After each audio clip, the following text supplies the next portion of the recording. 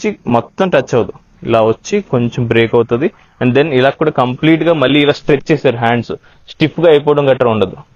Okay, bend ఇక్కడ ఆపుతారు, ఇక్కడ కూడా ఆపుతారు. ఓకే, సో అలా ఆపడం వల్ల ఏంటంటే కంటిన్యూస్ ప్రెజర్ అనేది మీ ట్రైసెప్ ఏరియాలో పడుతుంది. Okay, this is called tricep.